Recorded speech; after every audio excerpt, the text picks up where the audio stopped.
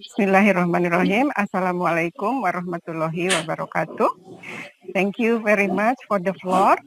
Good morning, ladies and gentlemen. Welcome to the last keynote speech of today's conference, the International Seminar on Language, Education and Culture 2022. My name is Nunung Suryati. I am the moderator of this session. At this very session, before we have an engaging talk and information from the most awaited speaker, Professor Mujeebur Rahman, I would like to introduce you to our keynote speaker. Professor Mujeebur Rahman is an expert in modern Arabic language. Currently, he works at the Center of Arabic and African Studies, School of Language, Literature and Culture Studies of Jawaharlal Nehru University, or JNU, New Delhi, India. He obtained his PhD in Arabic from GNU, in 2004. And he had 3 master degrees, 2 master degrees in Arabic from JNU and 1 master degree in modern history from Jamia Millia Islamia, or JMI, in New Delhi, India. He has been given many awards, among others, the Presidential Award for Young Scholars for his contribution to Arabic language teaching and research, and also has provided interpretation services for current and previous Indian Prime Minister. The most recent one was the National Excellence Award given by a reputable journal based in Kerala, India. He also has translated many classic Hindu and Urdu novels and books into Arabic. For example, The Idea of India and also Habitation of Modernity, published by His recent publications include Al-Sayyid Al-Hakiki, or The Real Master. This is an Arabic short story published in a journal called the Hilal Al-Hindi. This is an online quarterly electronic research journal. And also the second one is Adab Al-Zamir, or The Punishments of Conscience. This is also an Arabic short story published in Creative Arabic Journal. He also the chief of editor of 2 reputable journals. The first one is the Online Arabic Quarterly Journal, and then the online reference journal called Creative Literature in Arabic. So today, Professor Rahman will talk about teaching and learning in Arabic in the non-native settings in the post-corona world, challenges and opportunities in about 30 minutes. And later, we will have a discussion for about 15 minutes. So without further ado, please welcome Professor Rahman. Prof, the floor is yours. Thank you. Thank you very much for this generous introduction. Just a small correction. I have 2 masters, not 3 masters. Okay.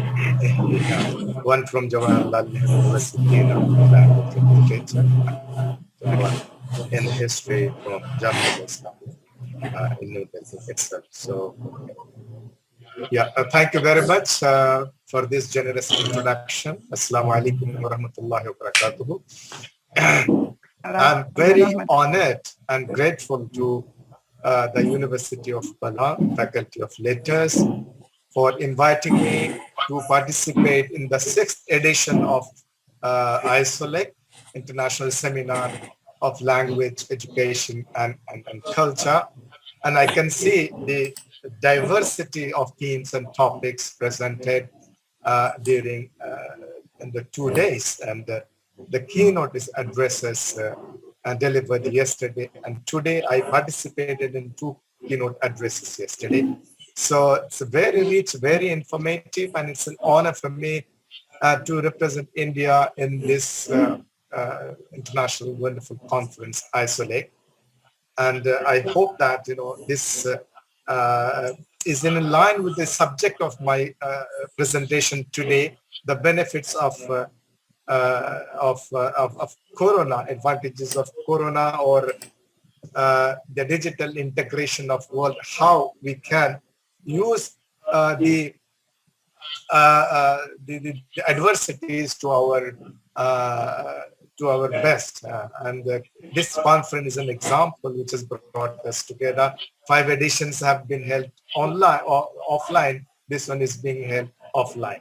So thank you once again. I have prepared a presentation in PowerPoint.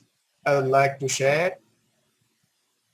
Arabic is the official language of 1.8 billion Muslims across the world. The interest in learning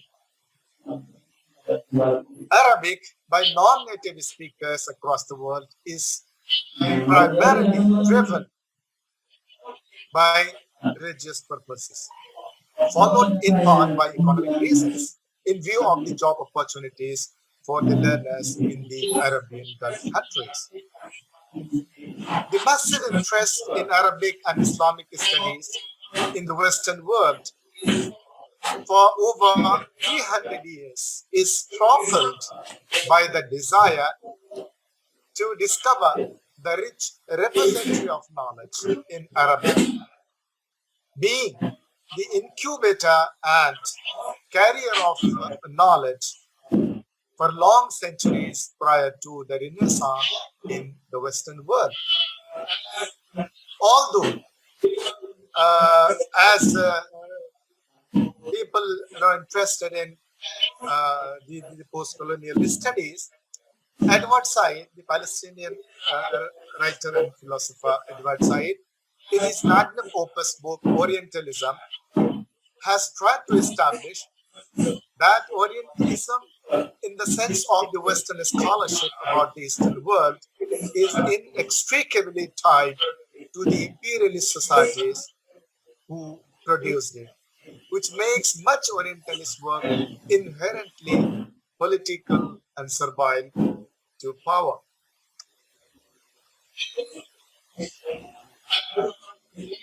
In this presentation, I will try to explain, based on my own limited experience of teaching or learning Arabic, in the Indian context, the actual position of Arabic teaching and learning as a second language, a non-native language, the challenges and problems, and the condition of Arabic teaching and learning during the Corona pandemic, and some takeaways from the global pandemic and the accompanying lockdown, the resulting online mode of education and digital integration.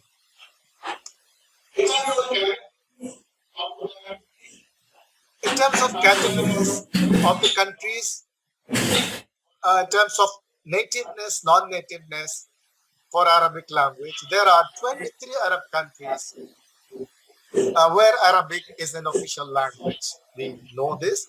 Native speakers of Arabic constitute only 20% of the global Muslim population around the world. There are around 15 Muslim majority countries.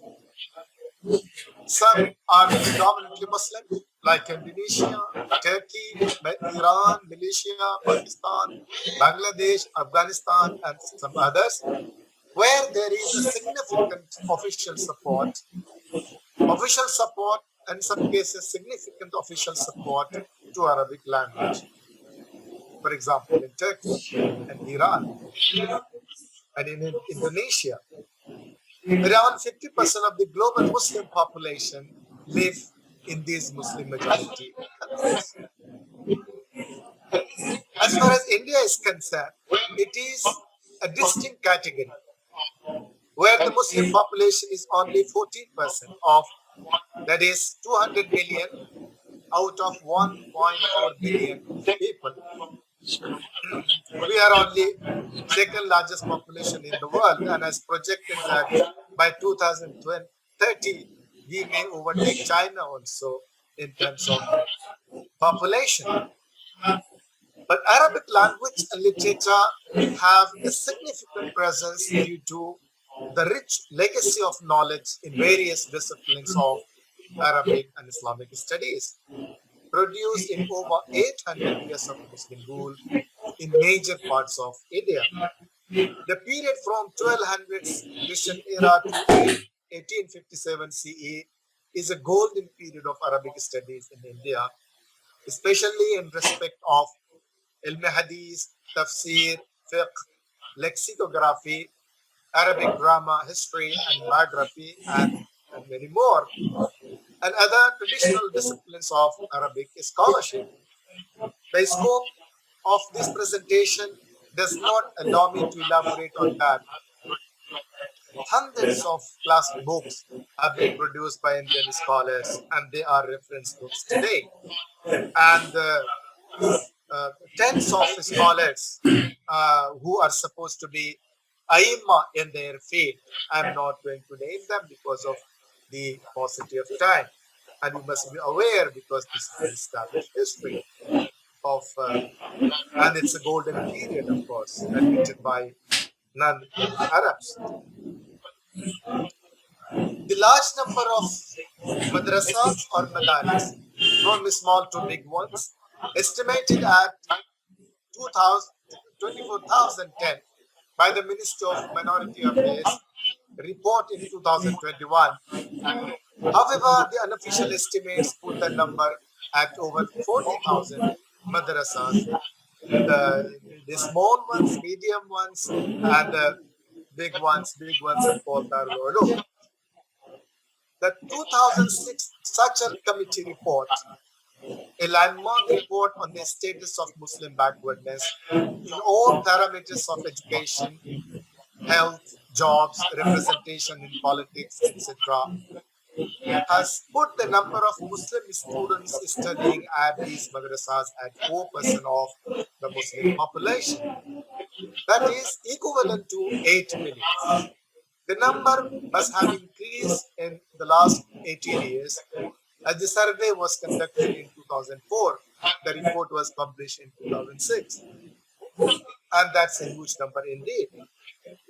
Most of these madaris follow a traditional curriculum of Islamic knowledge, i.e. hadith, tafsir, fiqh, Arabic grammar and morphology, a smattering of Arabic poetry and prose literature.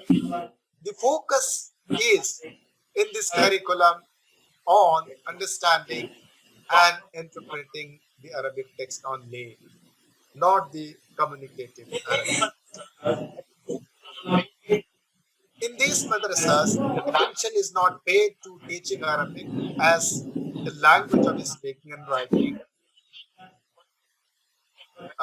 Generally, it's not that for every madrasas, but majority of these, they do not focus on teaching Arabic as a communicative language. Hence, the pass-outs of the majority of madaris are mostly unskilled in Arabic communication.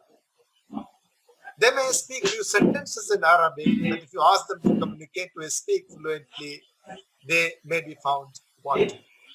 Some madaris, however, teach Arabic in the way that helps the learners to speak and write in Arabic. The trend is now growing. Besides these institutions of religious education, Arabic is taught in state and central universities at UG and PG levels and PhD levels. There are some 38 universities and over 100 colleges, mostly located in the states of Jammu and Kashmir, Assam, and Kerala, where Arabic is taught, and a sizable number of students study Arabic in Arabic departments. The focus of my presentation today is in this group of students, Arabic learners, and teachers in universities and colleges of India. Talking about their strengths, majority of the students enrolled in Arabic studies in universities and colleges are pass-outs of Islamic madrasas. They graduate with degrees of Alim Fadil with over 10 to 15 years of rigorous training in Arabic grammar and morphology and Islamic sciences. Hence, they generally have a strong background in Arabic grammar and morphology, have a good competence in understanding and interpreting the classical Arabic text. Generally, a good percentage of them are also capable of writing Arabic on Islamic subjects. As a result, they generally have no problems in navigating through the syllabi of UG and PG courses in Arabic, where the general focus is on modern standard Arabic, and the hard-working students among them excel in Arabic also. Many of them go on to complete PhD in Arabic. As for weaknesses are concerned, this category of students are generally not adequately exposed to modern Arabic literature. In the absence of credible surveys on the competence levels of these students, my own estimate is that, barring the students of the Arabic departments located in the capital of India, Delhi, Aligarh Muslim University, which is 130 kilometers from New Delhi, and universities in Hyderabad and the state of Kerala, the general proficiency level in Arabic is very low to very low. Most students cannot communicate well in Arabic. The category of students coming from a school background, mostly in West Bengal, Assam, suffer from weak background in Arabic, and thus their level of proficiency in Arabic communication remains weak. The challenges of Arabic teaching. Before I come to my topic of challenges and opportunities of teaching and learning Arabic in the post-COVID scenario, I must try to give an objective assessment of the key challenges of teaching and learning Arabic in the context of university and college education in India. The limited scope of today's presentation doesn't allow me to go into the detail of the subject. However, I would like to point out some key issues and challenges facing the teaching and learning Arabic in Indian universities and colleges. So I can see that there is no major focus on training students on communicating in Arabic.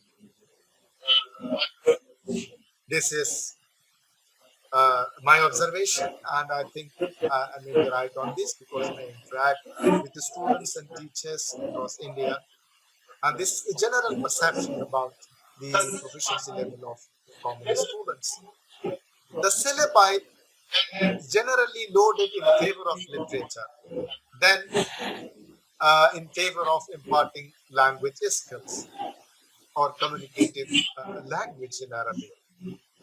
The teachers are usually not very well trained on teaching Arabic as a communicative language. When I say this, I exclude certain departments. As I mentioned in Delhi and elsewhere, I'm talking about if there are 38 departments, so I may be talking about some 30 departments where this is a problem. The opportunities for teachers, capacity development, and upgradation of skills are very few and limited. There are no coordinated efforts to standardize and modernize syllabi at an all India level. The lack of resources for utilizing technological tools such as the language laboratory and other technological tools is a big problem for us. There is a near absence of interaction with the Arab world. And hence, there is no use of the language teaching materials developed by many Arab institutions for the non-native speakers. Hardly there is any collaboration with Arab universities and non-Arab and no Arab visiting professors in Arabic departments. In the last few years, our department had a couple of visiting professors, and which benefited us a lot. But I don't think that other departments are using this facility, or they have visiting professors from the Arab world for a short period of time. There is no support for Arabic programs from any Arab institution or any Arab country. That is a disadvantage for us. No adequate opportunities for teachers for language training in the Arab countries, and hence the upgradation of the skills remains a distant dream. Unlike the scenario in other foreign language departments, say the Chinese, Japanese, French, where the teachers, almost all teachers, are get trained in the native countries. So this leaves us with a big problem that we don't get that training facility in the Arab countries. It's very much necessary for us as teachers to interact with them and get trained by them in the spoken Arabic. There is also the big problem of the impact of the native language of the learner on his Arabic pronunciation. In many cases, in many languages of India, when they learn Arabic, their local language or their native language leaves a huge impact on their pronunciation of Arabic sounds, Arabic letters. There is no adequate attention to benefit from the latest technologies, pedagogies of teaching Arabic as a foreign language. The cooperative learning approach that places the self-motivation of the learner, values of sharing and exchange at the forefront doesn't receive much attention. Lack of cooperation and coordination among various departments of Arabic across India for developing better strategies for improvement and capacity upgradation. Lack of this exposure to contemporary or modern Arabic literature, except in the top few universities in the metropolitan cities. What is the situation during the pandemic? The COVID-19 pandemic has changed the world profoundly in innumerable ways. This has been discussed in the past 2 days in this conference. So this conference too is an example of this. The online education, remote learning in schools, colleges, and universities across the world during the pandemic was, I think, hopefully an emergency measure to continue education in the best available mode. Thankfully, students and teachers are returning to face-to-face teaching and learning. There are many studies that have proven the defects and drawbacks of online education. My own experience of teaching in online mode in the past 2 years under Corona has been very bad,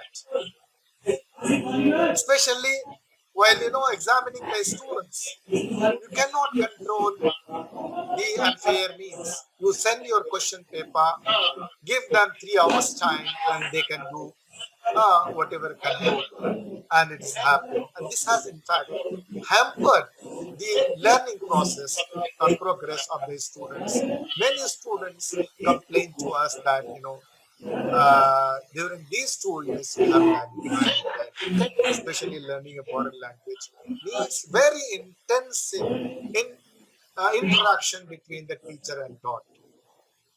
And the online mode doesn't suppress. That means viewing yesterday's keynote presentation, that online education has not been effective. Maybe used as a temporary or additional complementary measure, but certainly not as substitute for face-to-face learning. The worst sufferers during the pandemic have been Islamic madaris in India. They have been closed down. Unlike the secular schools where they were able to impart some kind of online education. So they have been the big sufferers. While the world, while the pandemic closed the world physically, it opened the world virtually. I can say, based on my own experience through online programs, webinars, online workshops, that we are able to connect with the writers, poets, and intellectuals of the Arab world. I myself organized more than 10 webinars wherein I invited leading Arab writers and poets. Our department has conducted around 15 online webinars. And also, the participation in these webinars was some between 300 to 400. The number has declined now. We could interact with the leading poets and writers like Muhammad bin Nis, Wasemi, Laraj, and Nabil Sulaiman, and others. The Academy of Excellence in India also pioneered a revolution in online programs. In my estimate, some 150 webinars was held by different departments during this period. As a result of these online programs, there is a greater awareness about modern Arabic literature. They broke isolation, our isolation from the Arab world. They also brought Arab writers, intellectuals face to face, even though virtually, with their readers in this part of the world. We realized during this period that there is a strong willingness, rather interest on the part of the Arab writers and poets to extend us full support. It is just that, it needed the ice to be broken. The ice was broken by the pandemic. Although interest in online programs has declined, they can still be effective in reaching out to scholars in the Arab and other parts of the world. It is cost-effective, user-friendly method. During the pandemic, we have been forced to conduct our Viabos examinations in online mode. It allowed us for greater participation of scholars in the proceedings. Online procurement of books became easier during this period. Also, many libraries around the world provided PDF copies of books free of cost. The way ahead. The experience of online teaching and learning has established that online, offline or face-to-face learning and teaching is essential and indispensable. It is more so important for Arabic learning. However, a blended hybrid mode can be opted as an additional. Arabic departments in India and other non-native countries must try to interact with universities and colleges in non-native countries in order to know about the best practices of teaching Arabic and adopt these practices. Collaborating teaching can be helpful. Say teachers from India teach courses in an online mode and vice versa. In agreement with any department, say your university, this can be done on mutual agreement and can be very cost effective and helpful. Collaborative research can also be helpful. I have entered into agreement with an Arab scholar. We are doing a joint project during this period. Internet has opened a world of possibilities. There is a dearth of advanced online quality learning materials. These materials can be upgraded. Now, the basic purpose should be teaching students communicative language. And after completing BA and MA in Arabic, if one is not able to speak Arabic, then there is no use. I don't say that everybody should speak like this man. This man, Wun Ho Chong. Have you heard him? He speaks Arabic like the native speakers. He's a stand-up comedian, Korean and Jordanian. He has got Jordanian citizenship. But at least everyone should be proficient. Those who are teaching, those who are learning, those who have learned a number of years, they should be proficient at least. Teachers should focus on teaching innovation and techniques in teaching Arabic. This innovation may be applied with the help of technology, voice recording and listening, watching Arabic programs, eye talking, interacting with native speakers online. The teachers may guide the students, learners on the use of these innovative methods. And also, I have spoken about cooperative learning that should be adopted. The curriculum heavily loaded in favor of literature should be offloaded for communicative language. Of crucial importance is the upgradation of teachers' skills. An incompetent, unskilled teacher cannot teach language skills to the students. Uh, Even though there is a greater push for internationally for online learning, but it has proved now that uh, the offline teaching is only the solution. This is the conclusion. By utilizing the digital means, networking with experts in the field of Arabic language and literature in the Arab world and other parts of the world, this can be achieved.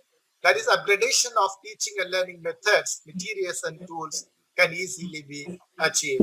In this age of excellence and hyper speed of internet, the laid back attitude will not work. We need to integrate through the digital tools for our own benefit.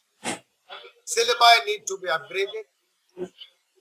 Arabic departments should sign MOUs and agreements with within the Arab world. There should be greater interaction and cooperation among departments of Arabic. The teachers must pay attention to continuously upgrade themselves, their skills. So these are some of the recommendations or proposals for benefiting from the challenges that has been posed by Corona and the takeaways from this period. Personally, I feel that I have benefited a lot by organizing these webinars, and many other departments in India have also benefited. And I think this can be upscaled and made most of the opportunities available now, and also removing the drawbacks that we inherited from the past. Thank you very much. Thank you very much, Prof. Let's give applause to a very comprehensive and very insightful presentation. I think your speech about the challenges, I think we can relate to our situation where communication is not the emphasis of the teaching of the language, whether it's Arabic or English as well. Okay, and then the coronavirus has also a blessing in disguise, where there is collaboration and also support from the Arab world and the Arab University or experts coming to the institutions, yeah, where Arabic is taught. And also we need to share our best practices in teaching Arabic and also collaboration in research, as well as using innovation in teaching Arabic, as well as using the technology will be used to support the teaching of Arabic. So it's a time for question and answer or for discussion. So I have a question here from Bapak Effendi Kadarisma. So I will read the questions. In terms of learning motivation, as you noted in your presentation, learning Arabic is mostly religiously driven. In contrast, learning English is mostly secularly driven. Do you think that the different driving forces affect the final learning achievement of this foreign language acquisition? Yes, I agree with you. Yes, the motivation of learning English or any European languages is different from the motivation of learning Arabic. So, if you learn English, then it's easier for you to find jobs or do business. So, it has purely economic reasons. And without English, you cannot communicate with the world, which is the lingua franca of the world. So, and also the environment created for learning English, for example, in schools, colleges, everywhere. This English is taught as a first language, not as a second language. In the case of India and Indonesia, we have been colonies. So, because of the legacy, also we inherited colonialism, British colonialism, that gave us English language. and the knowledge in English. So this tends out to be in the advantage of English. But as far as Arabic is concerned, of course, it is primarily driven by religious factor. And religion, how important is religion in our life? We have to understand. That also tells that even though we claim to be religious people, and for me, this is again very important, that your religious consideration should not be less important than your economic consideration. And I think it's a drawback. So, being Muslim, if I read a Quran and I don't understand the meaning, so what kind of Muslim I am? I'm supposed to be in the first place. When I read Quran, I understand the meaning. But this is not only secondary, this tertiary, it has been relegated to the background. Talking in practical terms, English is dominating in culture in every aspect of our life. And since the Western civilization that we are living in and the knowledge that is generated in English language, it has allowed English to dominate in our lives, in every aspect of our lives. So I agree with you that the consideration for learning Arabic, motivation for learning English is much, much stronger than motivation for learning Arabic. Even though I wish that the motivation for learning Arabic should be at the same level, even if though it is primarily for religious reasons. I will just add up to it. Most of our students in Arabic departments here are from madrasa backgrounds. When they pass out generally, they do not have opportunities, job opportunities in front of them. So some of them head to the Arabic departments, universities, and they study in BE and MA, and they acquire proficiency in English and Arabic, and they find jobs in multinational companies. And also, our experience in Indonesia and India is almost similar. A large number of Indians are working in the Gulf, almost 8 million. So it's not that Arabic, in terms of providing job opportunities, lacks uh, than English. In our School of Language and Literature and Cultural Studies, our students are not left behind in terms of job opportunities. They find placement in multinational companies that operate from India, which have bases in the Middle East.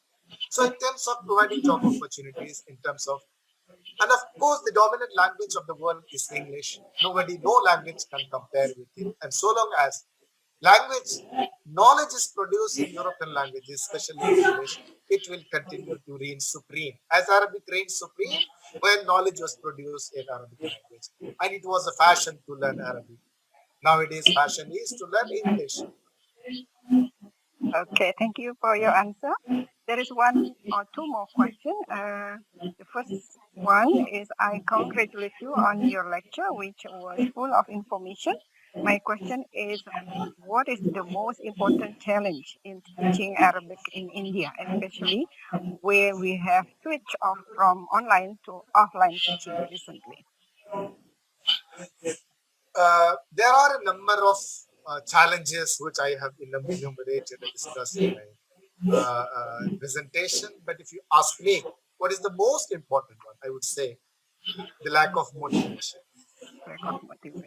Lack of motivation. The teachers are not able to generate self-motivation among their students. If you are able to do that, the students will find their own ways. There are methods available online. Now everybody has a mobile and internet at his disposal. So we are not able to generate that kind of self-interest in the students, whether online and offline. So naturally what happens, the teacher is not motivated. The student is not motivated. So everything goes on in a very laid-back, traditional manner, as if one has to get a degree. I'm not talking about everybody. I'm talking about almost 80%. And majority of the students in non-metropolitan city departments. So we are not able to generate that kind of interest, self-interest among the student. That's the biggest challenge, and it will continue so. And if you don't remove this, our situation will not change. Okay, thank you, Prof. This is the last question.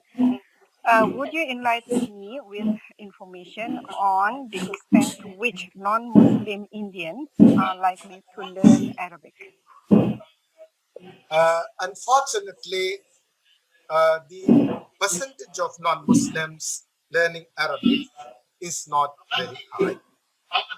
Uh, Probably our department is the only department which gets a large number of students other than Muslims, mostly Hindus. It's because we have a common interest that does not test the knowledge of Arabic, and the students are attracted to our university, which is very distinguished and well known.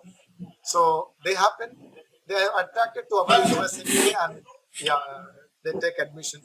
But there is no good percentage of Hindus or non-Muslims studying Arabic.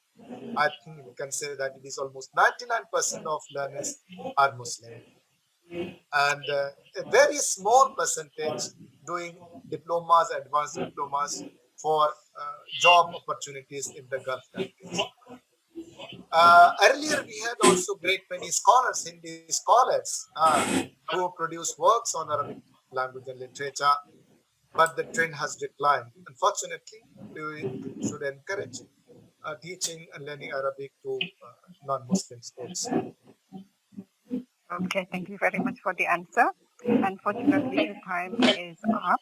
So please, thank you very much for the engaging and informative talk. Please, once again, give a big applause for our keynote speaker, Professor Rahman. Thank you very much. I'm honored. I'm grateful to Thank you very much, for giving me Professor this Rahman. opportunity to interact with you. And let me share with you, I am going to propose after this, we can have our Arabic department and your Arabic department, we can have a webinar wherein we introduce the curriculum and the practices to each other and benefit from the practices that we have. And this is my proposal and I'll officially put forth to the Arabic department. Thank you very much for the invitation. We will certainly follow up this proposal. Thank you very much, Professor Rahman. Thank you very much, audience. Now I will give back the floor to the MC, Ms. Maria Hidayat.